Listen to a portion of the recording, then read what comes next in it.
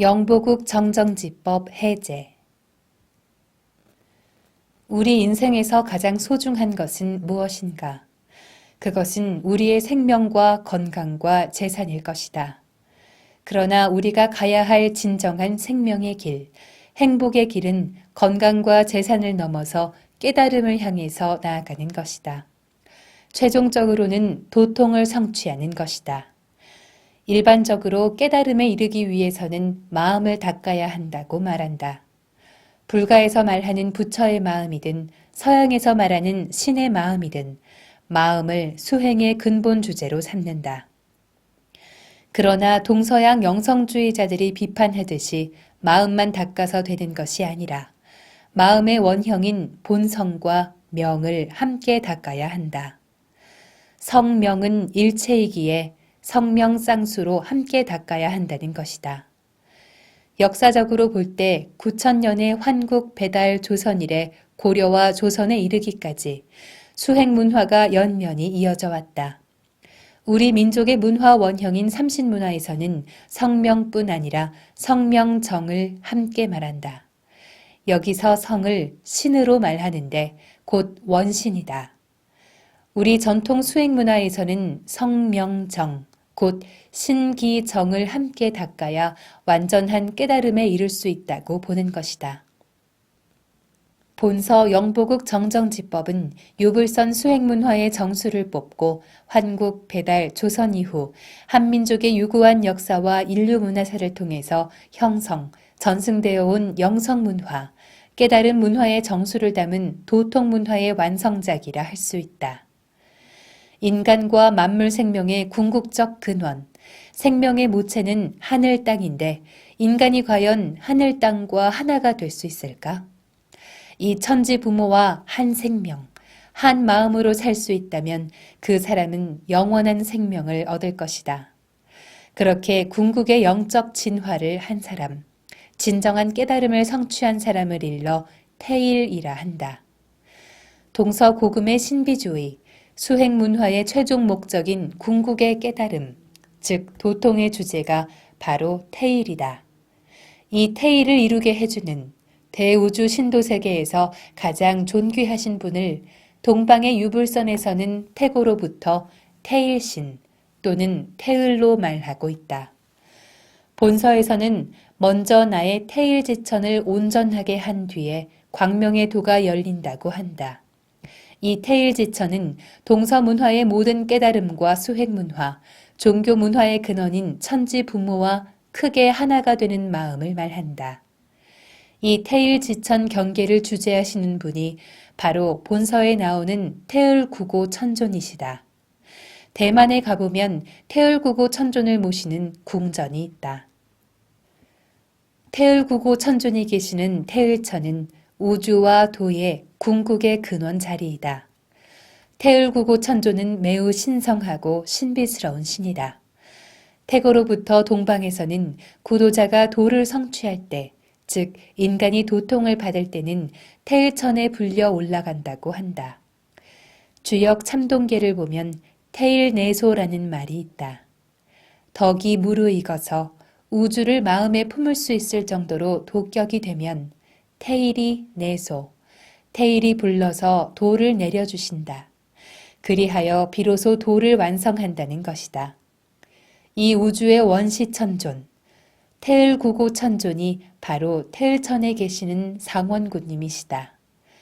그래서 앞으로 태을주라는 신성하고 신비로운 주문을 읽음으로써 궁극의 깨달음을 얻고 영성을 개벽하는 길이 열린다.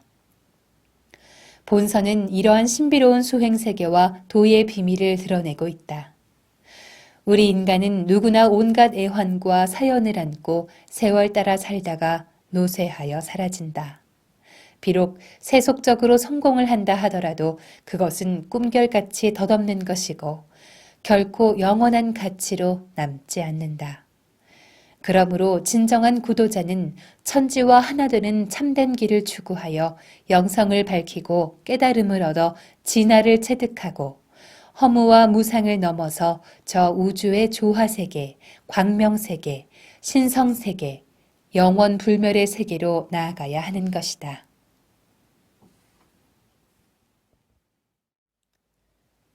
영보국의 의미.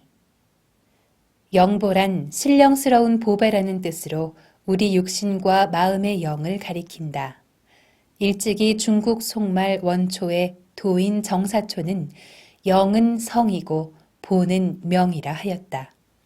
신령하기만 하고 보배롭지 않으면 무궁한 수명을 살기에 부족하고 보배롭기만 하고 신령하지 않으면 본래의 성을 깨닫는 데 부족하기 때문에 소남은 영보, 곧 성명을 함께 닦아야 한다고 보았다. 영보가 분리되면 성과 명이고 성명이 합하면 영보인데 영보가 아니면 사람을 제도할 수 없고 영보가 아니면 신을 생성할 수 없다는 것이다. 그래서 이 영보법이 모든 법의 비조가 된다고 한다. 영보국이라 할 때 국은 형상을 가진 그릇이라는 뜻이다. 그래서 영보국은 영보를 담고 있는 사람을 일컫는 별칭이다. 사람은 흔히 소우주요, 소천지라 일컫듯이 신령스러운 존재이다.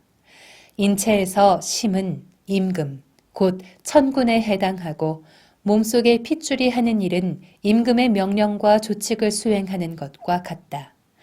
팔과 다리는 방백 수령이 되고 골절은 백관이 된다. 오장육부는 육경에 비유되고 피부세포는 백성에 비유된다. 인간은 실로 건곤천지의 조화를 함축한다. 이처럼 우주의 모든 신령스런 보배가 사람에게 들어있는 것이다. 그러나 이 영보는 단지 인간과 만물에 내재된 영성과 생명에 한정되지 않는다. 더 넓게 보편적으로 보면 대우주를 살아있게 하는 조물주로서의 우주 성령을 뜻한다.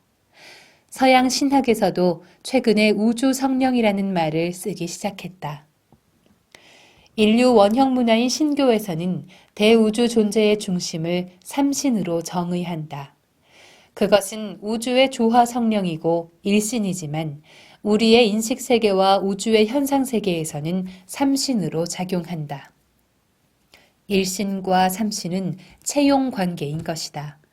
그래서 이 우주 성령은 조화신, 교화신, 치화신이라는 세 가지 신성을 가진다.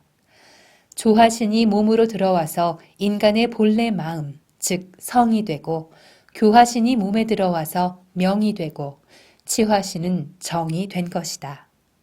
이것이 바로 성명정이다.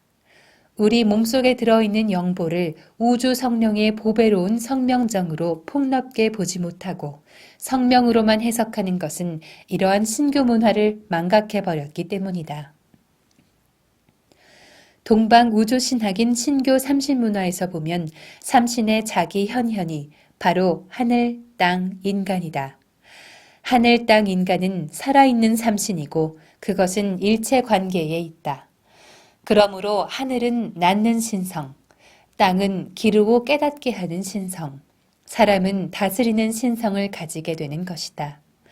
이것을 9,000년 전 환국에서는 천일, 지일, 태일로 정의하였다. 이것이 후대의 태일 사상으로 발전하였다. 사마천이 쓴 사기에는 한나라 때 동남방에 태일전을 지어서 우주지존의 신에게 제사를 올리고 섬겼다는 기록이 있다. 동양 문화에서는 창세 역사 이래 이 태일이 되는 것을 삶의 궁극 목적으로 삼았다. 천지 부모와 한 마음으로 사는 신법을 여는 사람, 천지와 하나가 되어서 생명이 영원히 무너지지 않는 사람, 그런 전인이 되는 것을 삶의 유일한 업으로 삼았던 것이다. 이런 우주 광명의 영보를 밝히는 것이 역사적으로 유불선 도맥으로 펼쳐졌다. 천도를 근본으로 해서 전도가 나오고 지도를 근본으로 해서 선도가 나오고 천지의 아들과 딸인 인간의 위격, 그 인도를 바탕으로 종도가 나왔다. 이 삼도가 바로 후세 불선유 삼교의 원형이다. 불교는 전도를 계승하고 도교는 선도를 계승하고 유교는 종도를 계승한 것이다. 따라서 진정 인간이 가야 할 길은 이 영보, 성명정을 새로이 개벽하여 우주와 하나가 되는 태일 인간으로 거듭나는 것이다.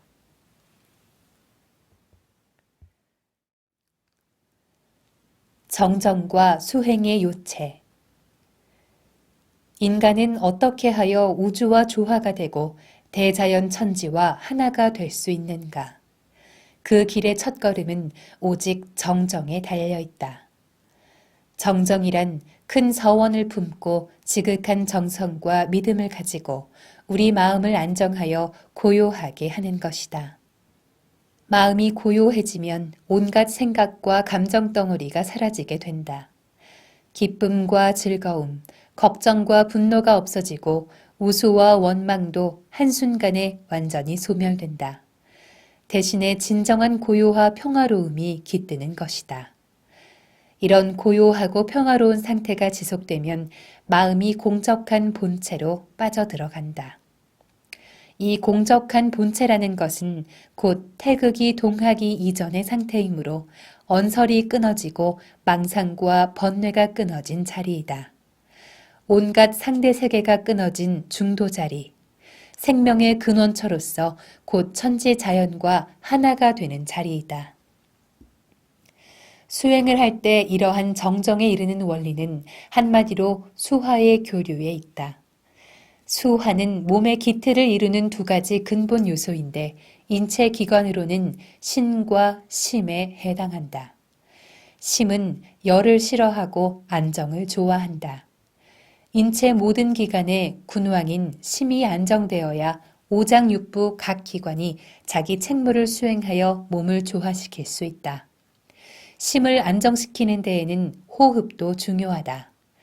심호흡, 단전호흡으로도 심파를 쉽게 가라앉힐 수 있다.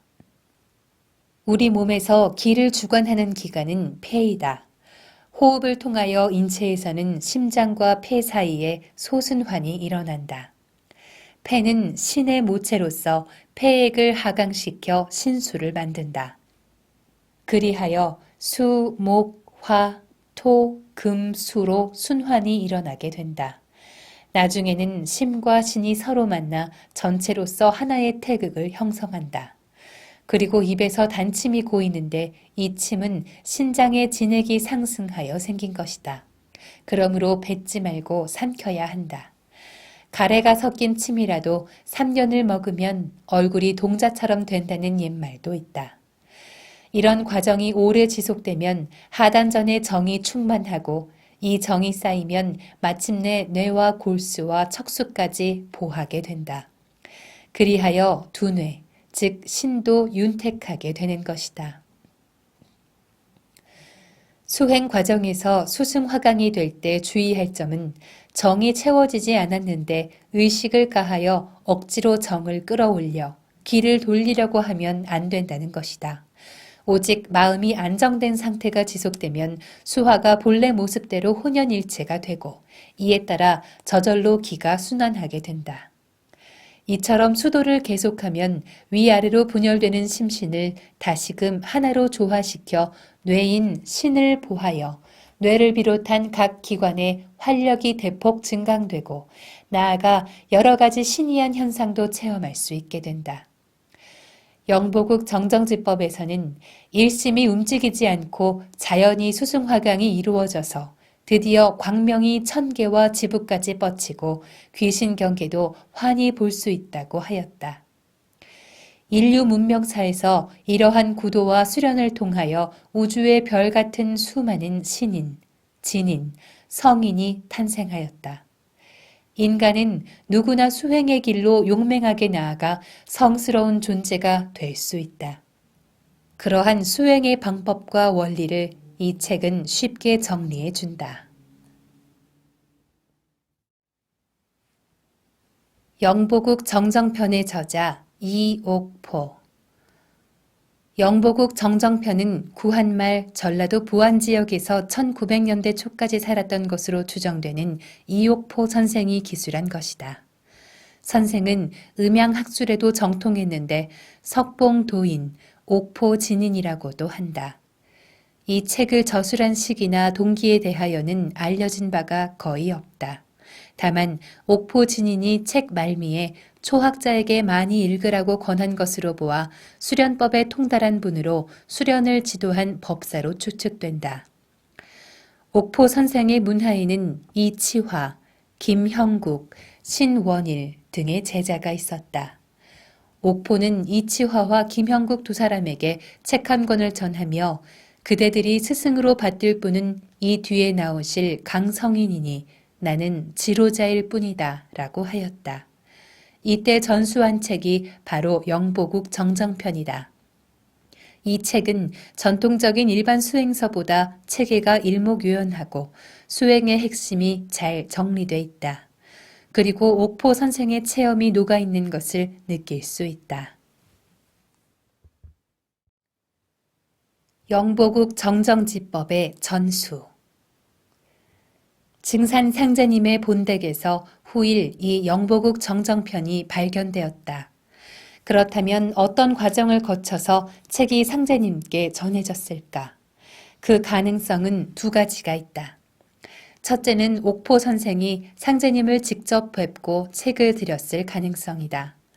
옥포가 제자에게 강성인을 따르라 라고 가르친 것을 보면 옥포가 상제님을 배웠을 가능성도 다분하다. 둘째는 상제님 도문에 들어온 이치복 성도가 상제님께 책을 올렸을 가능성이다.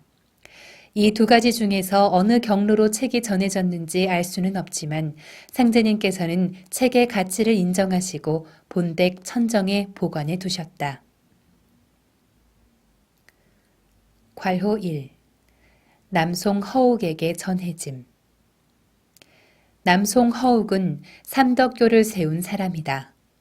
남송은 석성 이치복을 만남으로써 도인이 되고 책을 얻었다. 이치복 성도는 전라도 보안 출신으로 도학에 관심이 깊어 옥포의 문화에서 영보국 정정편을 법으로 삼아 공부하다가 기유년 정월에 상제님을 찾아뵙고 입문하였다. 그 후 갑인년에 김형국 성도와 더불어 전남 보성에서 남송을 만났다. 남송은 자식이 수도로 연공을 하면 어머니의 병환에도 효염이 있다는 말을 믿고 기꺼이 도를 받기로 결심하였다. 세 사람이 7일간 함께 수행한 다음 김형국 성도가 남송에게 전도 취지를 설하고 영보국 정정편을 전하였다. 이후로 남송은 책을 통독하고 주문을 읽었다. 삼덕교에서는 한문에 현토를 한 영보국 정정편을 생화 정경의 말미에 붙여 수렴 법문으로 삼고 있다. 괄호 2. 정산 송규를 통해 원불교로 들어감. 이 책은 원불교를 개창한 소태산 박중빈의 제자이자 이대 종사인 정산 송규를 통해서 원불교로 들어갔다. 정산은 경상도 성주 사람인데 일찍이 18세 때 상제님으로부터 종통대권을 받으신 고팔례 수부님을 찾아가 제자로 받아달라고 했지만 수부님은 돌려보내셨다. 정사는 고부 갱망리 상제님 본댁을 찾아가서 상제님의 따님과 친하게 지냈고 그 인연으로 상제님 집 천정에서 빛바랜 책을 얻었다. 정사는 가져간 책을 훗날 소태산에게 바쳤다. 원불교에서는 이 책을 정심요결이라 한다. 1951년에 수련교서로 낸 수심정경은 이 정심요결을 수정, 보완한 것이다. 괄호 3. 안운산 태상종도사님 소장본. 안운산 태상종도사님이 소장하고 계시던 영보국 정정편은 필사본이다. 태상종도사님은 10세 전후 생가에서 태의주 수행에 힘쓰실 때 부친 안병욱 선생이 소장하시던 필사본을 친히 베껴 적으셨다.